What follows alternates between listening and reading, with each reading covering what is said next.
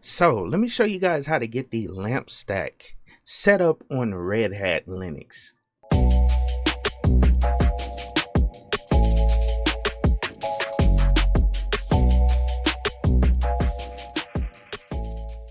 What's up guys, it's Josh back with another video, and today I want to do a quick tutorial showing you guys how to set up the lamp stack on Red Hat Enterprise Linux, also known as RHEL. And in this tutorial I'll be using Rocky Linux as the distribution we'll use to set everything up on. And Rocky Linux was created as a community-led effort to provide a free, stable, and secure Linux distribution that is compatible with Red Hat Enterprise Linux.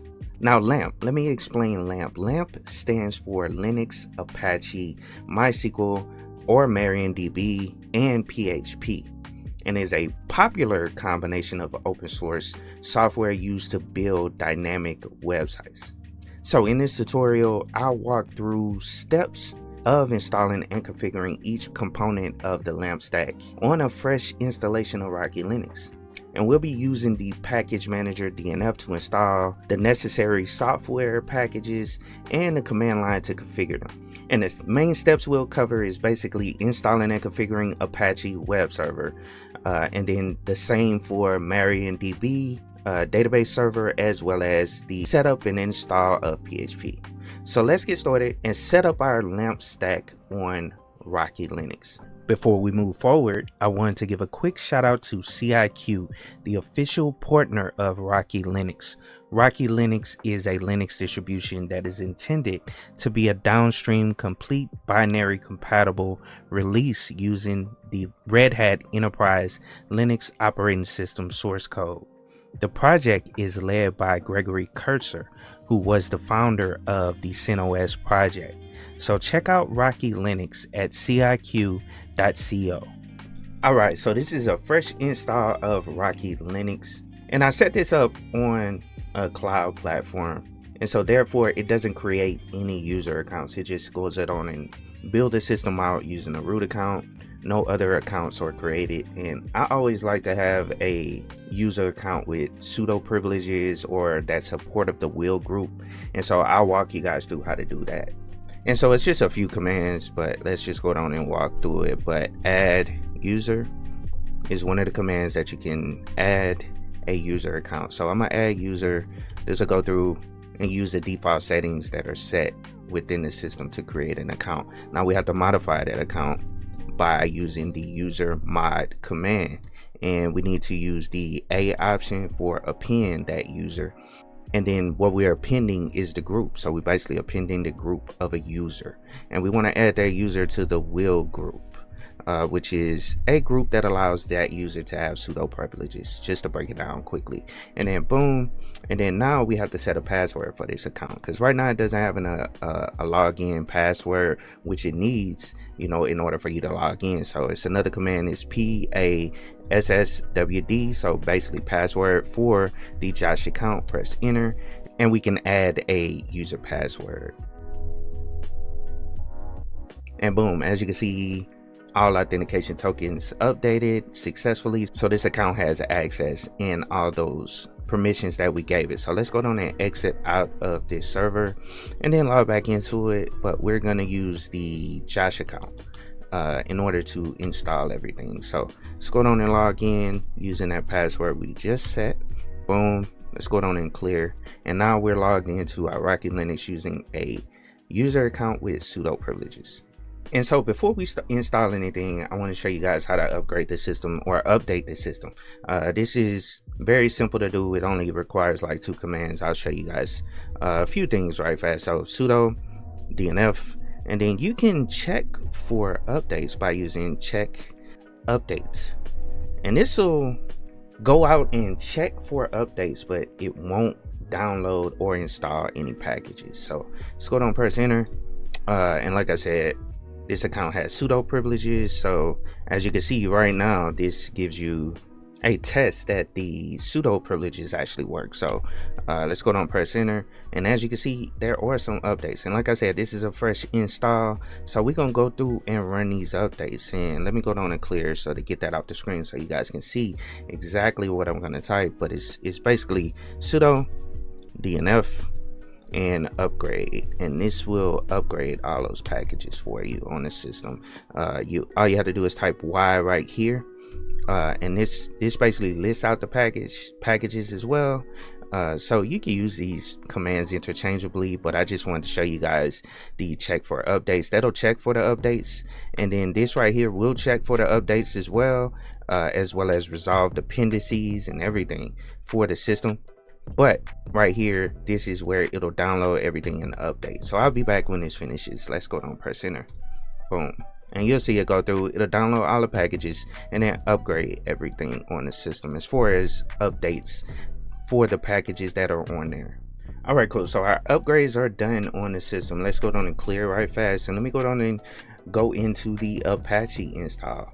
And like I said earlier, Apache is a HTTP server, and it's widely used as the #1 open source web servers that runs on multiple platforms. You can get Apache installed on anything, and it's included in Red Hat Enterprise Linux.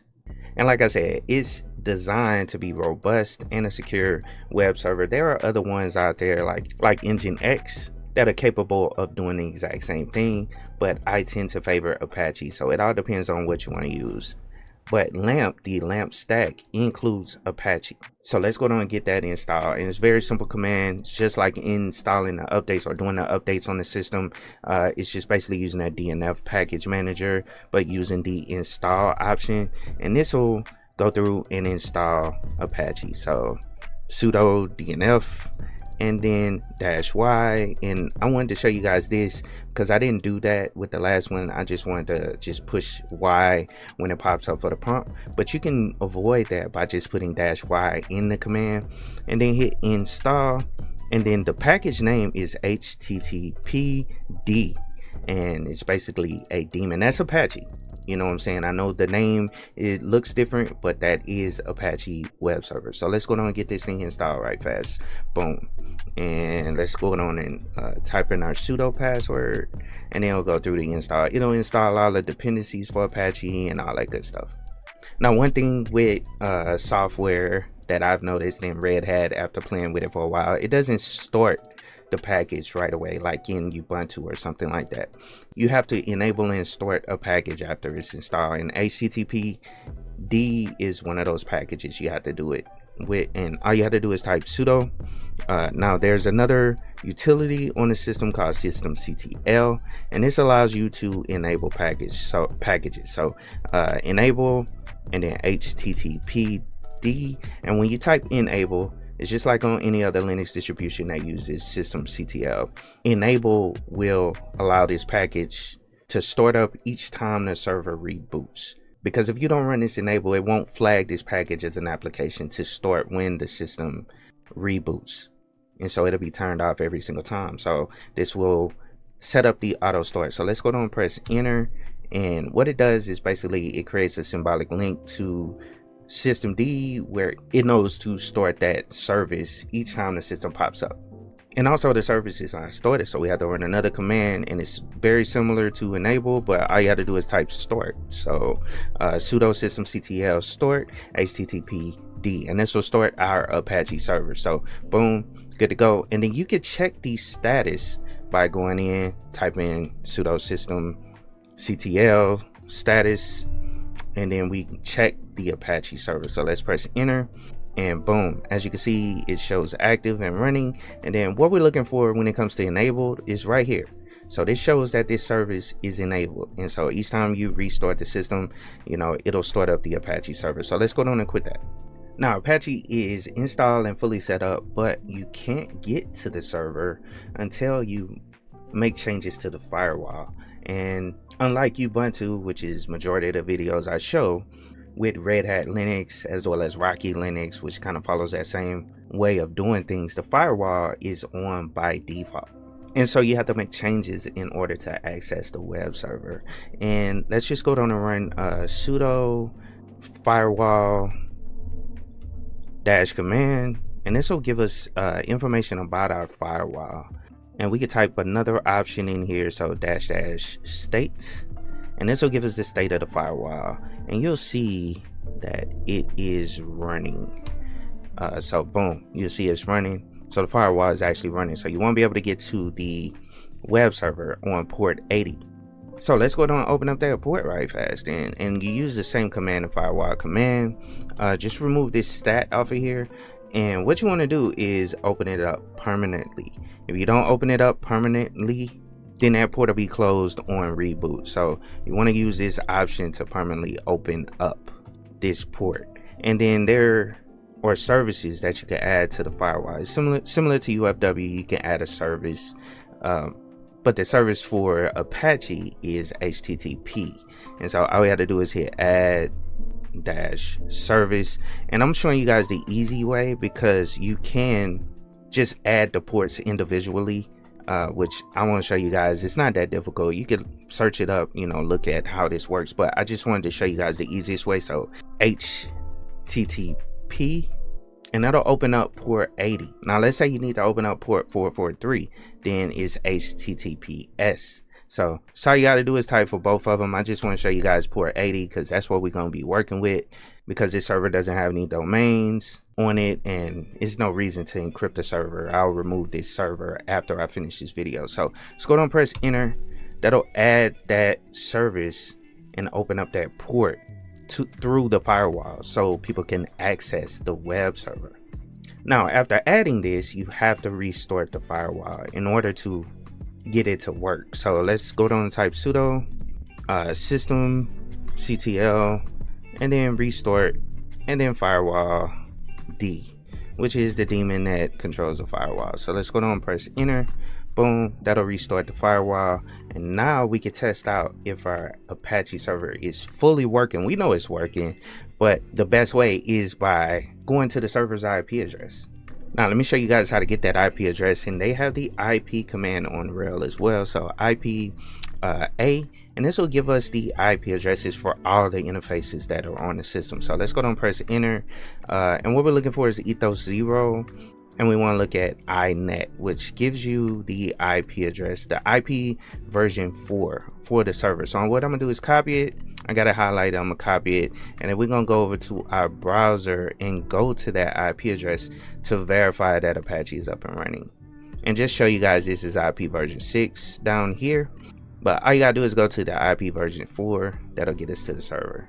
And so I'm in my browser now, so let's go down and paste this IP address in there and show you guys that it's actually working. And as you can see, this is the HTTP server test page. This gives you information about the system that is actually set up, you know, 100%, and it's powered by Rocky Linux, so good to go.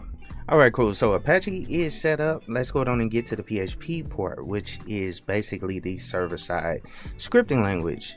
And PHP is commonly used to build dynamic web applications, and it's an open source language that can be embedded directly into HTML and make it easier to write applications that generate dynamic content. So it's super simple to install. Let's go down and clear the screen, and then let me show you guys how to search for packages using DNF. So DNF, and let's go search for PHP, and what we want to do is just look at all the packages that have PHP in the name. So let's go down and press enter, type in our sudo password, boom, and this will list out everything that has to do with PHP.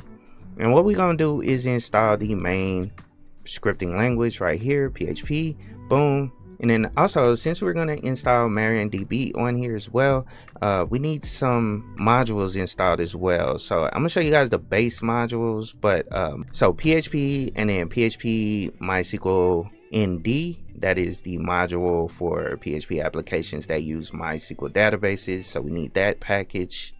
And then also another one is PHP command line interface. So it's a command line interface for PHP. That's good for testing out code, just, you know, using the command line interface. So that'll be the 3 packages we're going to install. So let's use the DNF command. So sudo DNF and then -y again, and then we want to install PHP, and then like I said, PHP -MySQL ND, that's that module like I said, and then PHP -client.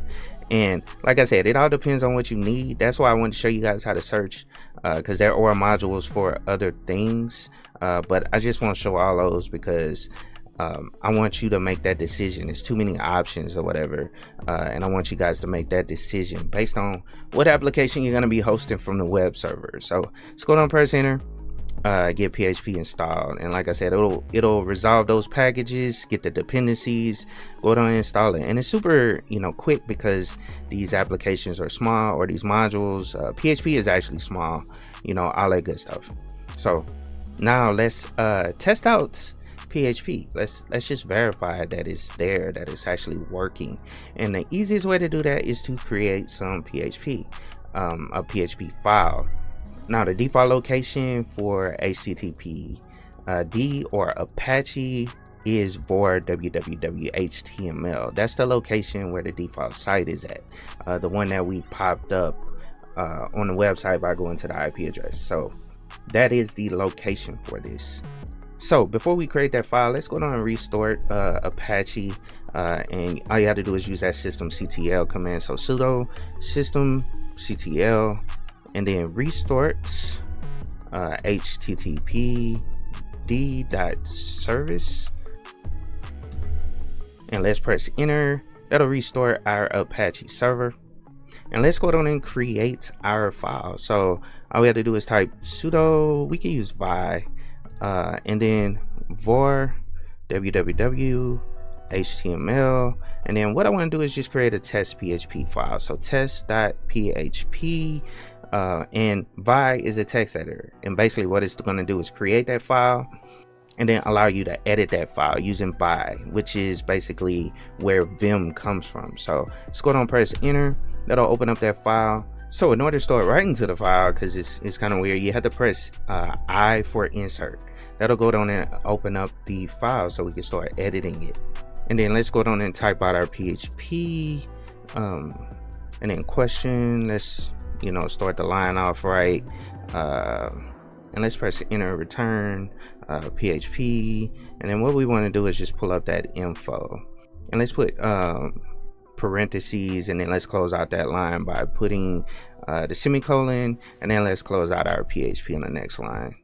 And all we gotta do is put a question mark, and then let's close out the PHP. And let's go down and write out our changes. So now all we have to do is press the escape button. That'll get us out of that editing mode or insert mode. And we can write out our changes by just hitting Control Shift, and then put the colon there. And then what you want to do is write it out. So you want to use the W command and then Q, and that'll quit. That'll write out what we did and quit vi. So let's go down and press enter. Good to go. We made those changes, and then you can cat out the file if you want to see if those changes took, which I'm sure they did. So under that HTML folder, and then the test.php, that'll cat out what we did. That's what we wrote out in the file. Now let's go down and actually go to that file in the browser, and this will verify that PHP was installed. All right, so all we have to do is specify that file, and we can just put a / at the end of it, and then test.php, which is that file within that directory that we set up. So that default directory for Apache. And as you can see, it pulls up, shows you the version of PHP. So we got 8.0.27, and it also gives you all the information about this system, even like modules that are turned on, all and any and everything with the configuration of PHP set up on this system.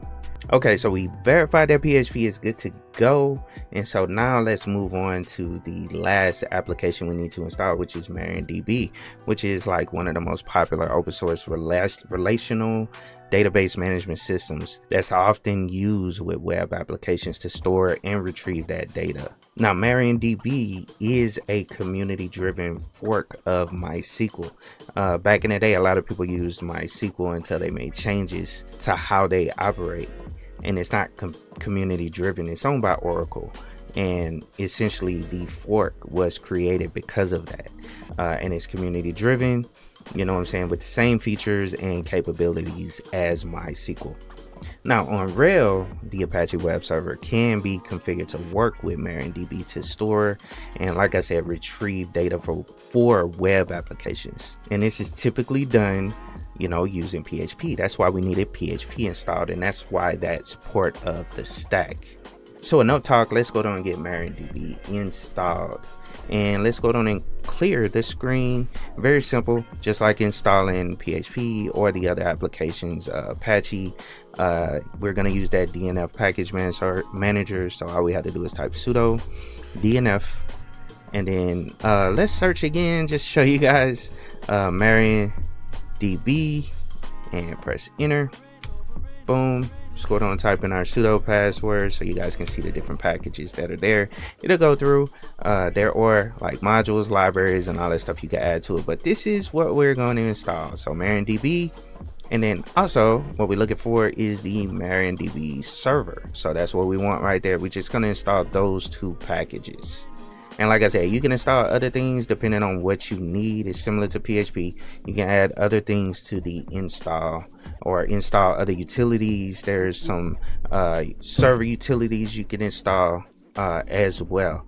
But like I said, we're just going to install those two packages. So let's go down and type sudo DNF, and then -y, and then install, and the MariaDB -server, and then the MariaDB, and let's go down and press enter.